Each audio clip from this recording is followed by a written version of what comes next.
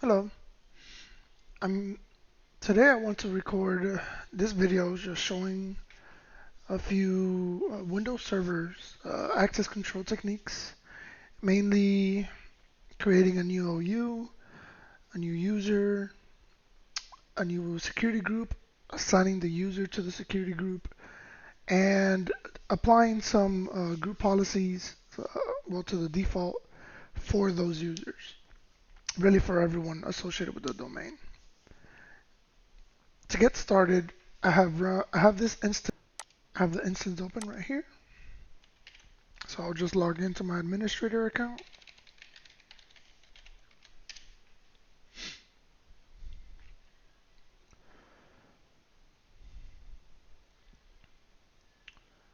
Once in, I want to show you real quick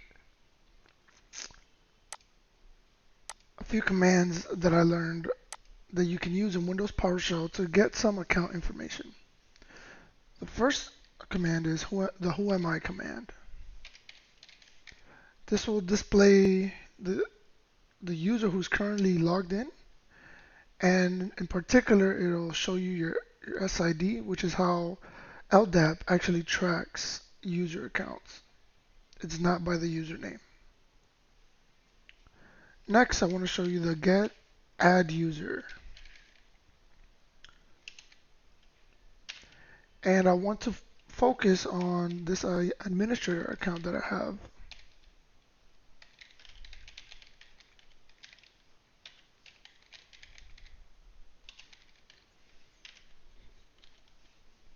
This command will show us a lot more information about the account.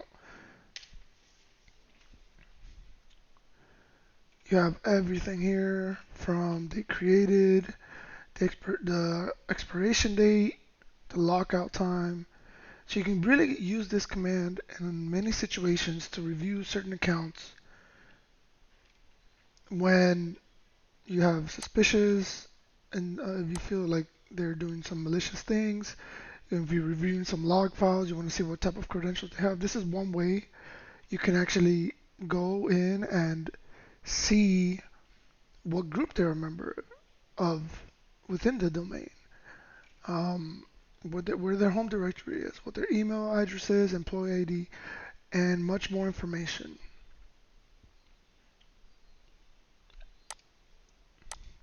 So, to proceed with this demonstration, I want to go back to Server Manager and I want to go into the Active Directory.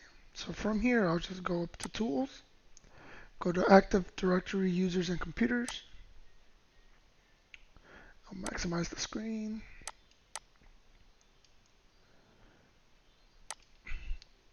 I've already created a domain, and so what this allows us to do is just move on to specifically creating the OUs, creating the user accounts, and the security groups for those OUs.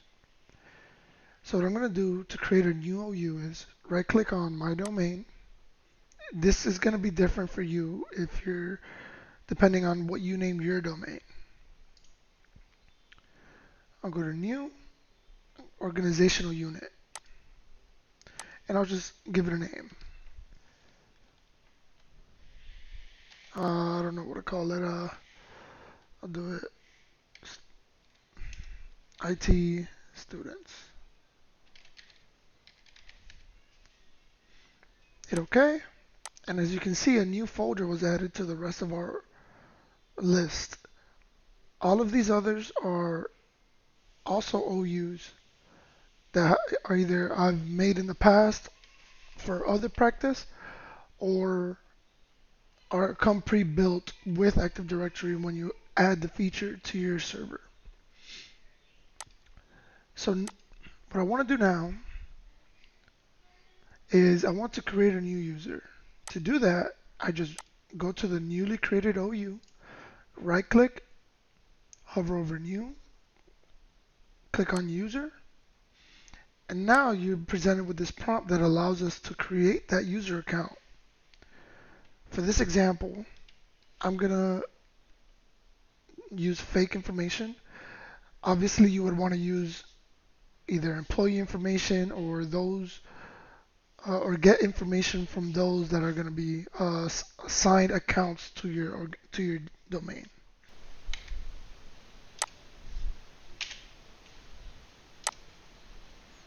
Jeffrey and last name Bias. And then we assign a user login. So from what I've come to learn and understand is that it's common practice to use first initial, last name as user login. So that's what we're going to do here. So J Bias. Next. Password. So I was getting ahead of myself, but as you can see, these are other options. For the password, for this is going to be whatever you want. For practice, however, if you're going to do this for practice, that's okay. However, if you're going to be creating accounts in the real world, make sure to check this box where it says user must change password at next login. So what's going to happen is I can create the account, assign this, and give the credentials to the employee. They can use those initial credentials that we just made.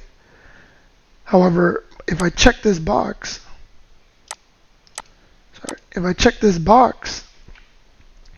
then as soon as they log into their personal or company-owned PC, then they'll need to change their password. And we're going to I'm going to show where we implement those those password restrictions to make sure that these users create very strong and secure passwords and they align with the organizational requirements. However, for this example, we're going to set it to password never expires because I'm on my test lab. Here we are, and we have our user. So now that user is in our domain under this organizational unit. The next step we're going to do is we're going to create a new security group, and the idea behind it is similar. So you just want to go to your OU, right click, go to new, and go to group. Now it doesn't say security group here, but it will once we create it. So I clicked on it, and as you can see, you set the group type to security, and for this is going to be a global scope, meaning they can access our domain from this group will exist throughout the domain. So now we name it. So for this example, I'm just going to say help desk support. Put a space here. And now we have our security group. Now to assign Jeffrey to that help desk group, I'm just going to click on it, right click on the group. Actually, I'm going to click on the user, right click on the user, select add to group. Now here all we have to do is type in the name of the group we just created.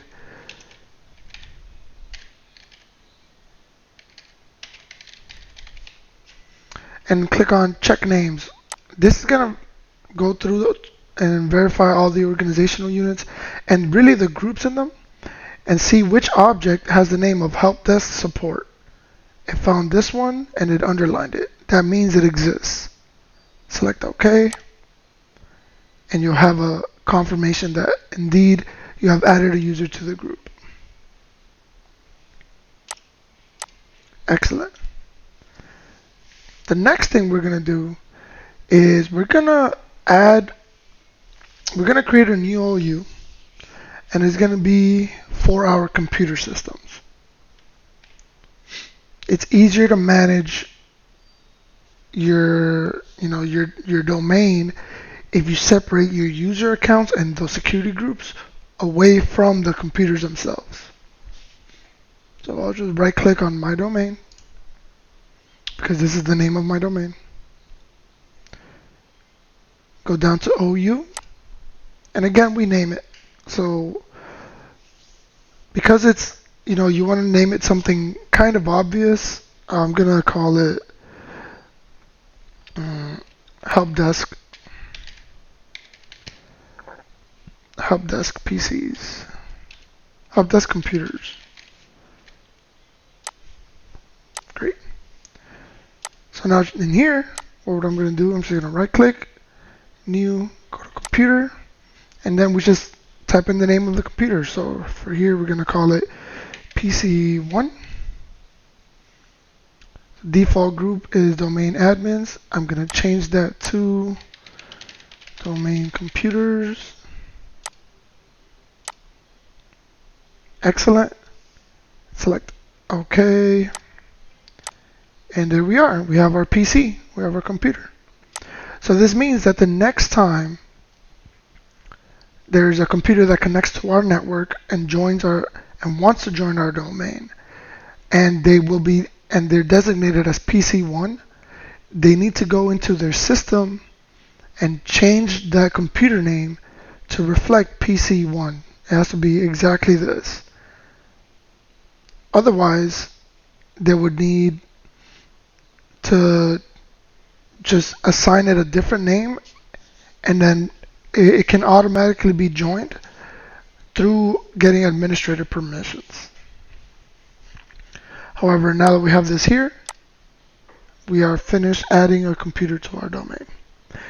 And really, so the scope of this right here is as simple as going into Active Directory, users and computers, identifying your domain, right-clicking, and adding the organizational units based upon what your organization requires. Whether there's a user requirement or computer requirements. So like let's say you're adding a new department floor to your organization, and you know that there's going to be 20 computers and 20 users, and they're going to be a marketing department. You would label the organizational unit as marketing, computers, and marketing users, just as an example. That way, it'll simplify the management of all of your systems and your employees.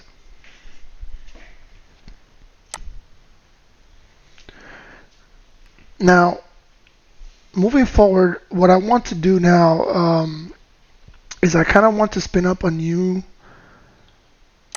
virtual machine instance,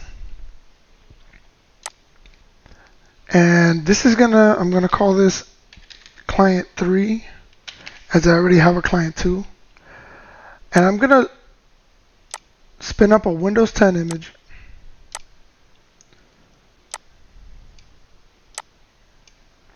That will join our domain, and you'll see what I mean when I say you must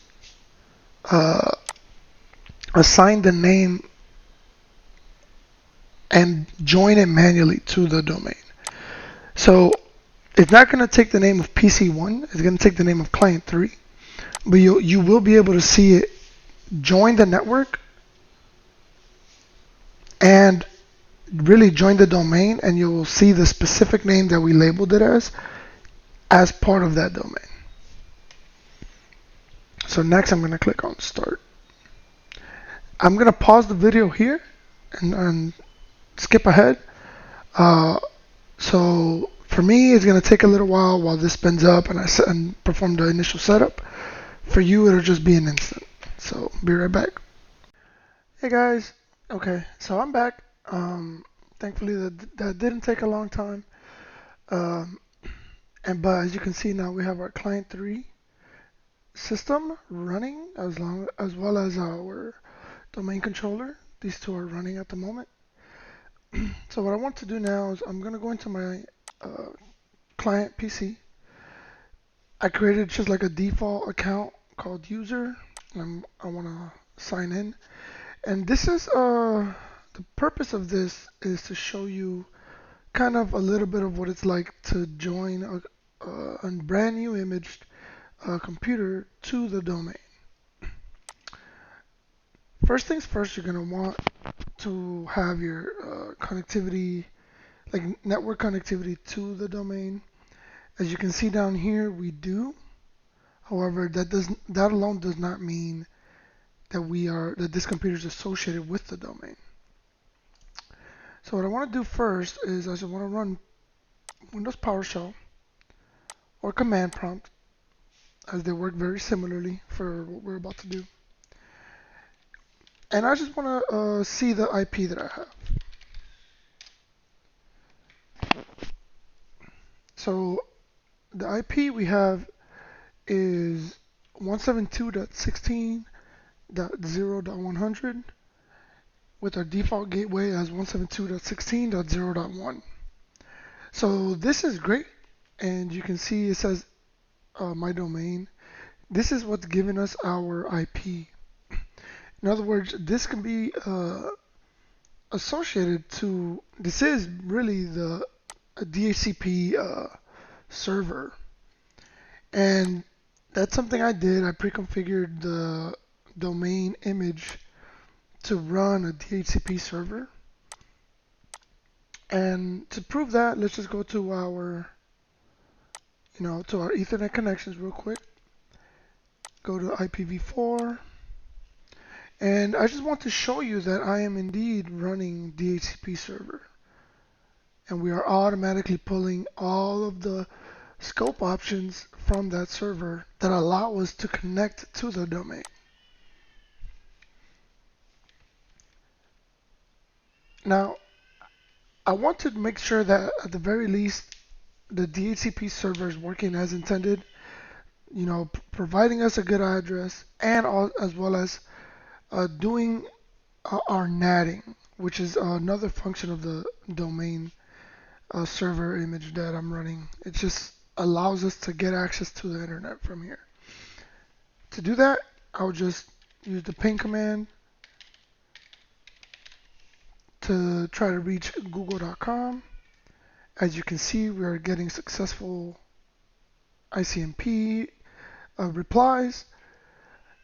So this tells us a few things automatically. This is telling us that not only do we have natting being applied, but we also have DNS working to our favor, and it's actually translating the human language of google.com into an IP, which would be the 172 IP from the Google website, which is fantastic. Lastly, I'm going to use the ping command to, just for the lab and functionality purpose. I just want to ping the domain itself. To ping the domain, as you can see here, we would ping it would be equivalent to pinging our default gateway, which normally would be a router, but it's not the case in this situation. And there you go. We're getting really fast responses, which is what we like to see. And this means that, in fact, all of these things together means that we are, in fact, connected to that domain. So now, to finally get to the point of adding this, blank image to the domain, you want to right-click the Windows Start menu, go to System. Under System, you see that you want to look for the device name, and the device name is a generic name assigned to us by, by the image and the way it processes names. So I just named it this really quickly, and you see we're running Windows 10 Pro. So I'm just gonna go right here and click rename this PC, and I'll call it. Actually, I'm not gonna do that. See, I almost made a mistake. You want to actually go to rename this PC and look for the one that says advanced. This one will allow us to change the name, but it won't allow us to join the domain.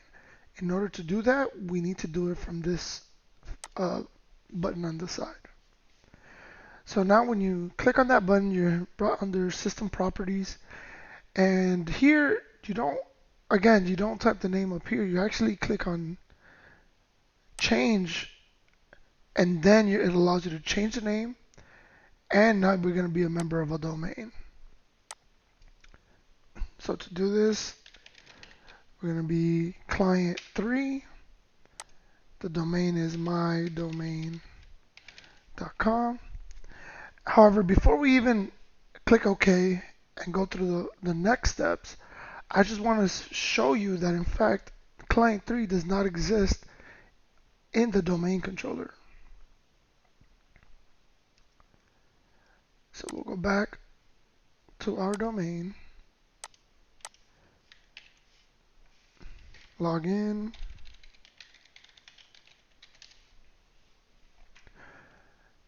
We have our Active Directory opened.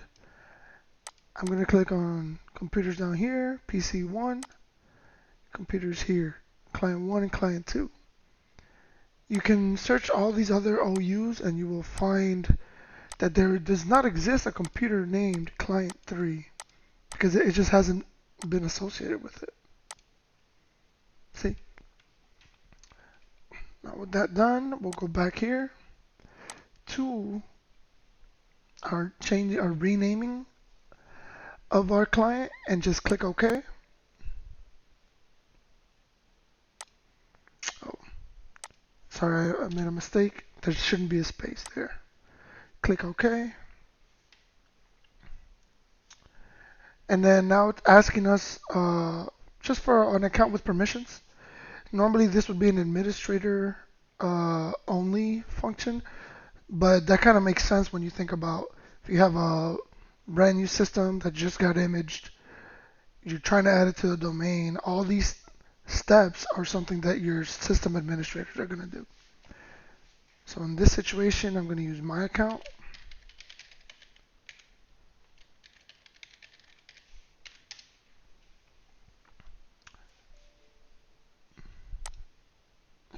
Okay.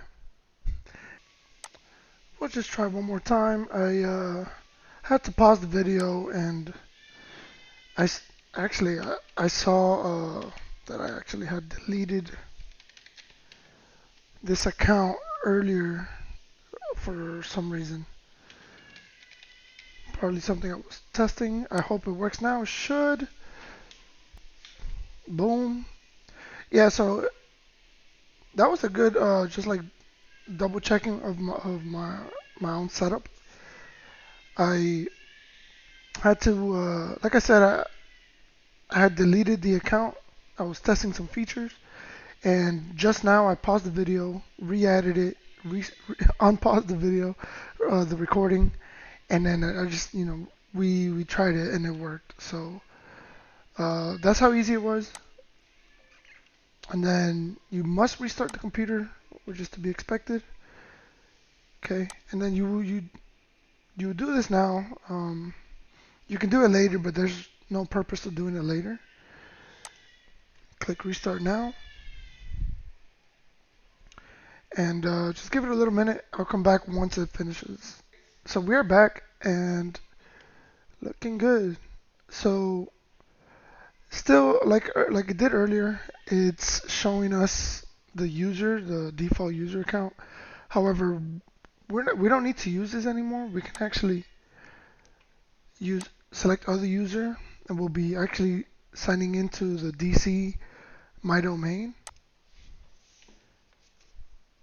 directly, and the same account actually that I used to verify or to make the addition of the client PC to the domain, I could just reuse the same username password. Goodness, I can't seem to get this right. There you are. Keep mistyping something, misclicking one of the keys on my keyboard, so but there you are. As you can see, it's creating the profile on this client 3 PC that we have just added to the domain. And now you've seen the two different ways of maximizing, the potential of Active Directory. You can manually add the PC from the server itself, or you can do it off of a brand new image PC, just like we did now. As you can see, we're part of my domain there. If you right click here, go to System, great. You see the device name and the full device name, which is client3 at mydomain.com.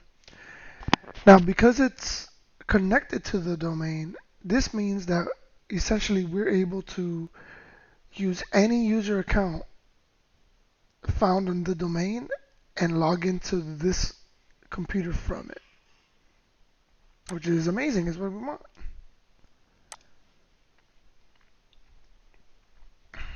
Now, moving on to the next part of the presentation, what I want to do is show you a command using Windows PowerShell that will actually create a file. I'm going to actually close this here. It will create a file on your, wherever you want to save it.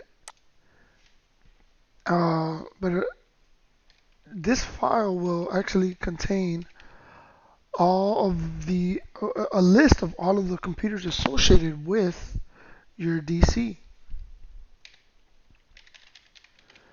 You do the get add computer. You filter using a wildcard.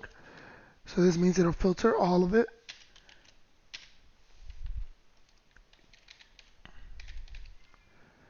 And then using the out file command, you're actually able to create an output location for that file.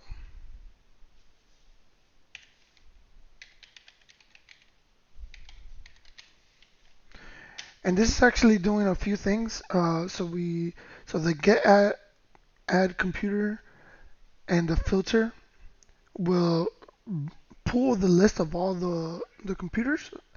The out file is actually going to create a text under the C drive. And if we go to the C drive now, we will see that actually that file is not there. So as soon as we go back to PowerShell, hit enter, and go back here, you see the file exists there now. And this is a text document, so that means you can just open it. It opens a notepad, and then we can actually look for the names of all of our associated PCs. So you can see we have client 1, client 2, PC 1, which is the one we manually input, and then client 3, which is the one we did basically over the network. So this is a great way to quickly print something out demonstrating all of the computers associated, and honestly a really useful tool that I plan to use moving forward. Now that the last thing I want to start doing and working on is start looking at the group policy and make changes to the password requirements based upon some company requirements that I just put together. This includes minimum password length, the maximum password length, the complexity of the password, the how long the password is allowed to be used for, the minimum days allowed. If you want to enforce the password history, forcing your users to always have to create a new password every time their password expires. Now, right before we begin, I just want to do a quick summary of what we've done so far. So far, we've seen how to look at our current user account information in both and demonstrate the SID, how to see all of the account properties, We've seen how to create OUs, how to create users, security groups, how to add those users to those groups. We've added computers manually by creating a new OU specifically for those PCs or clients. And then not only that, we've seen how to add a new Windows client over the network to the domain. Lastly, we ran a simple PowerShell command that will create a list for us demonstrating all of the computers. So for the group policy, what we want to do is look at our default domain policy. To do that, you want to go to Tools. You want to look for Group Policy Management. Let it open up.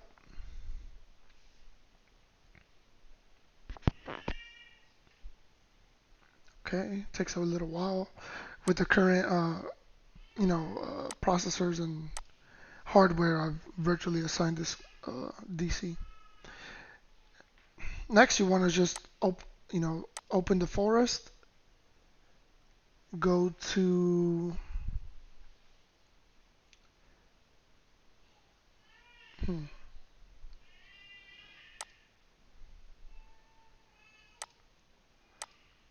okay, yeah. Open the forest and go to domains. Identify your domain, and then here we find default domain policy. We're gonna make to this policy it comes default. So what we want to do is we want to just update those policies. Now we're gonna use a similar command to what we have to what we did for the computers to create a new file that's gonna actually show us what the policies are before we make the change and then after we make the change. To do that, we're going to come back to Windows PowerShell, type in GP result /H C, and then this is just the destination. I'm going to label it as passwords GP results current.html. Hit enter. It's generating that report for us. So now if we go to our C drive, which is the destination we did for this list, you'll see that there's a new HTML file called passwords GP results current. This will actually show us what our current policies are here on our domain, specifically for our password. As you can see, here are all of the policies and who they fall under, which is the default domain policy.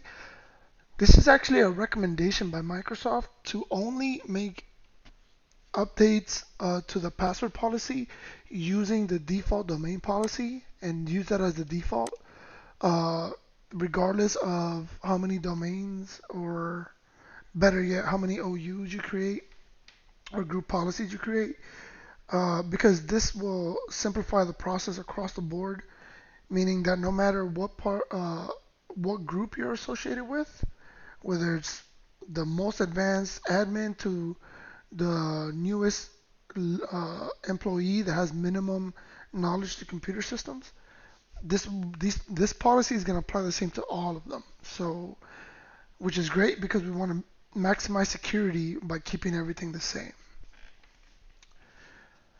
As you can see, our default policies are 24 passwords. So meaning it would enforce the password history. Each password is only allowed to live for 42 days. And we have other characteristics, and we're going to look deeper into it. However, this is the report that you can pull for that specific policy. And it will open up, because it's an HTML file, it has to open up using your web browser. So this is our previous policy. This is the one we're about to change. And we're going to generate another report after we make these changes, just to like proof of concept. So what you want to do here to begin editing the default domain, just right click and go to edit. It'll open the group policy management editor, and then in here we want to go to our computer configuration, drop down policies, drop down Windows settings, look for security settings, hit the drop down, and then finally go to account settings. Under account settings, you can do the drop down, but as you see on the right, if you just click on it, the same options apply as if you hit the drop down. So we're obviously focusing on password policy. I'm just going to double click that. And now we see the same requirements that we did see in our report. For this training, we're going to make some specific changes to at least to everything if needed. So the password history, instead of 24, you're going to double click and change it down to 20. The password age, I'm going to change that to 90 days. Oop, I lost it. I'll just make it, yeah. Apply. Excellent. We're going to leave the minimum password age as 1 day. That's okay. And because we expect them to change their password that same day. The minimum password length is going to be 7. It's going to be 14. We're updating that from 7. These are for security purposes. The longer the password, the harder it is for it to be broken. The minimum password length audit, we're actually going to leave that not defined. Password must meet complexity requirements. So this is very useful. It gives you a little explanation here, but this is talking about creating passwords with at least 1 or 2 uppercase letters, some numbers, some non-alphabetical characters like a exclamation point, a money sign, a hashtag, or a pound key sign, or a percentage. These add complexity to the passwords, making them way tougher to be discovered by hackers. Store passwords using reversible encryption. This is very insecure. This allows passwords to be decrypted. However, it's much better to change your password than it is to allow passwords to be decrypted for many obvious reasons. But now we have our passwords change, or our policy change. We want to see if, like, what happened with with the policy changes we did. So one way you can do that is signing out, logging back in, and seeing if it'll ask you to basically update your password. Or you can wait 90 days, which obviously nobody's going to wait 90 days, just to see if a change they did worked. However, we can look back to the command we used earlier, the GP result, to see what's currently happening with our system. And what I want to do is have a comparison file to look at the old settings and compare them with the changes we just did. Now, I'm just gonna hit go ahead, but you can name the file whatever you want. I just named it to the same thing, but instead of current, I changed it to new. And I ran my command. Now I'll go I'll check it out on the C drive, and here it is. So I'll just open it up and look at the report, and it says yes, this is the current policy. Now another useful command you can use in PowerShell is GP update, and I've seen it used a lot with the force option, meaning what this is going to do is it's going to enforce the policy that we just, the policy changes we just did to the current client. Now, this is not necessarily always the case. Depending on when you have your maintenance windows, you can set it so that all the updates for the group policy apply in that window. But sometimes if you're troubleshooting a PC, I noticed that a lot of it, that sometimes it's a simple group policy misconfiguration, or like where like the client system is just not aligned with the domain controller. And using this command will force the policy update to your client and really your user, and yeah, and it tends to fix a lot of the more complicated issues that are like hidden underneath the table. So just run it. It'll tell you updating policy, and it was completed successfully. And with that GPA update command, I want to say, just want to close out the video. Well, one quick recap as to what all we did today. We learned a few commands. We learned the who am I command, the get AD user, which is Active Directory user, and we saw the properties for that command, for that account. Sorry. We also used the get AD computer command to output a file that lists out all the computers currently associated to Active Directory, really the domain. We went in and we created new OUs for our users, new OUs for our computers. We created new user accounts. We manually added a computer to an OU. We loaded up a new Windows client and added that PC over the network to the domain. We went in and into our group policy management and made some small modifications to the password policy. We talked a little quickly about all of those password requirements.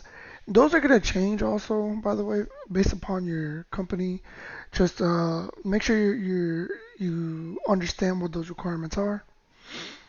We also learned other commands such as the GP result, which will display the current group policy results, uh, or current active group policy, um, for your system, in an HTML file.